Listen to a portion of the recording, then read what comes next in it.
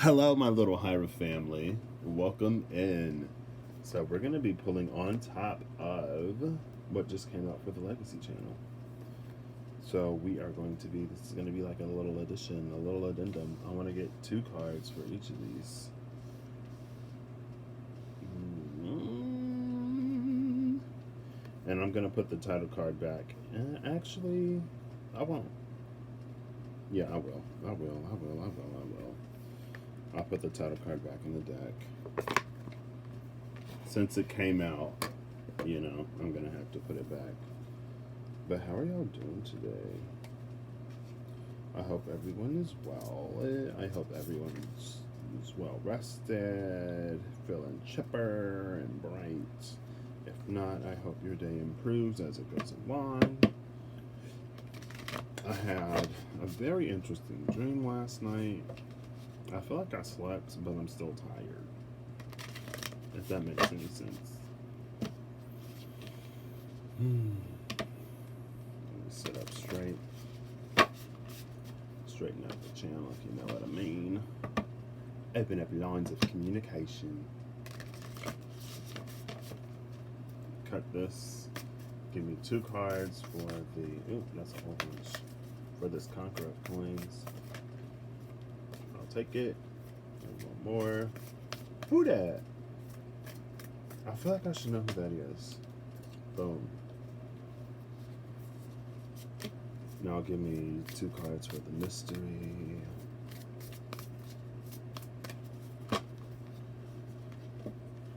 And then I'll take the top and the bottom after 2 cards fall out to clarify the 3rd card. And that's where we'll end this. Today's the day of, like, actual work. Because, yeah. Yesterday I got the ball rolling. Today we keep it moving. 2 cards for this, please.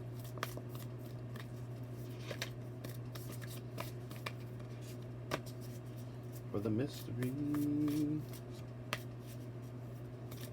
So this was a journey to an unknown place. Right? I guess it's kind of sort of just the path of life. We never really know what the ultimate end goal is, right? It's fluid and it moves and changes as we change and evolve. We sort of unlock new paths that weren't necessarily available to us before. And so with this mystery card, it's like, don't get too concerned on what the end goal, what the destination is. Just stay on your path and know that at the end of the day, you'll be exactly where you want. Now, these are not going to talk. So the mystery remains a mystery. And I'm cool with that. So I'll take the top card and the bottom card. Girl!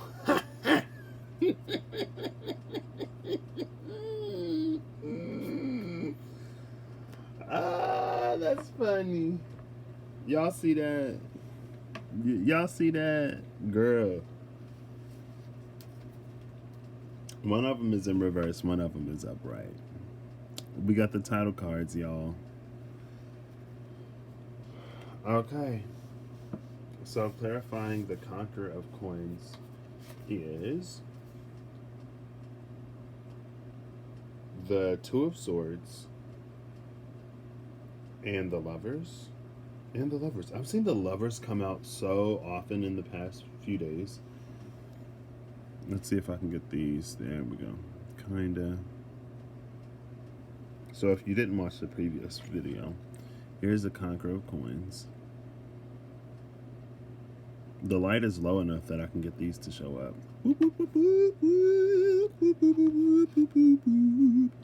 Here's the 2 of Swords. You see the 2 moons.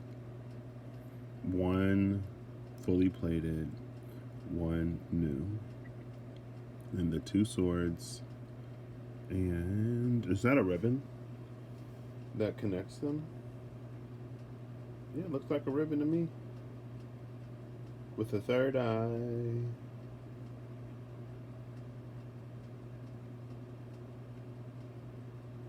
And these hands are actually holding the swords as well. Let's look at the orientation of these hands.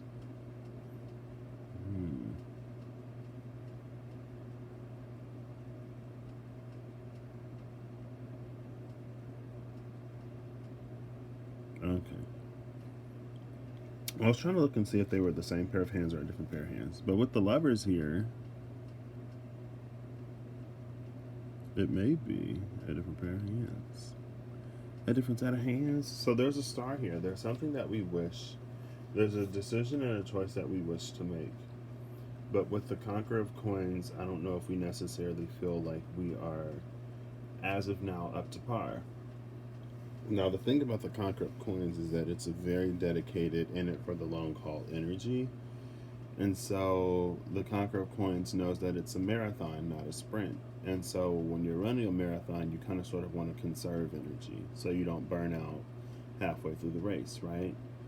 It's like the tortoise, it's like, let's take, I don't know why I've been on this story, but let's take the story of the tortoise and the hare. But instead of the hare getting haughty and proud and thinking that it can afford that nap, let's say that the hare is really, really, really fast, but it doesn't have the stamina, right? And the hare misjudged how far it would have to go, how long the race was. So the hare runs full force and then it burns out right in front of the finish line. And it has to go to sleep to recover its energy. Now, the tortoise, again, not knowing exactly how long the race was, but since it's just the way that the tortoise is, he makes, or she, it makes a concerted effort, right? It doesn't go full force at the beginning.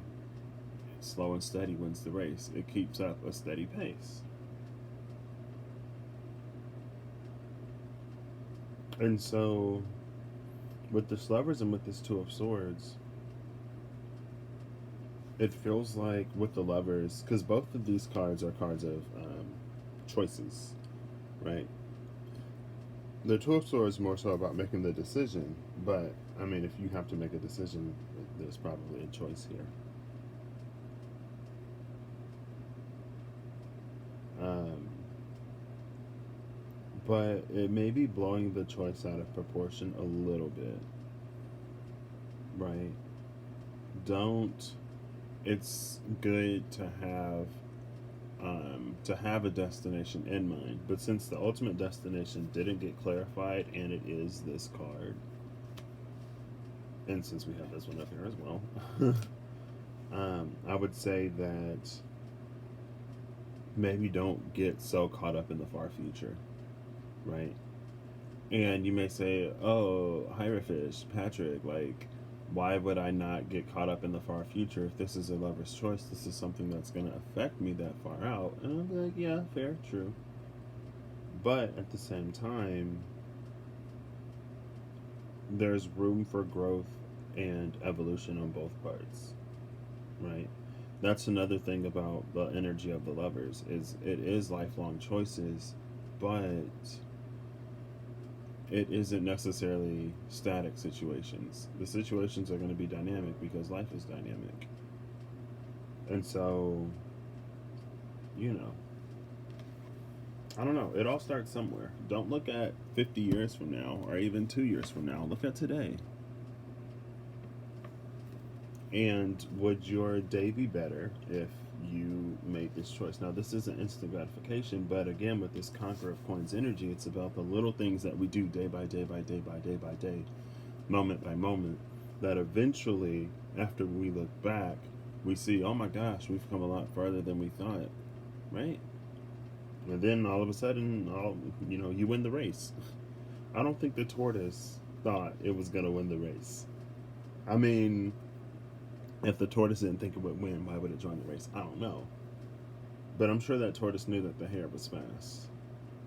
And that's another reason why he was like, the best I can do to compete is go at my own pace. Because if I burn out, girl, I ain't never catching up. I can't afford no nap, is what the tortoise said. But when you take it at your own pace, but you still make consistent movements, it's like you can enjoy the scenery along the way, right? Let's take the story of the tortoise and the hare again. But let's say that the tortoise is going as fast as it can, but the hare is enjoying the scenery, smelling the roses and the flowers, and taking in the wonderful, beautiful sights of God's creation, right? And the hare still wins the race because the tortoise burns out at the end of it. But the tortoise is still just that slow.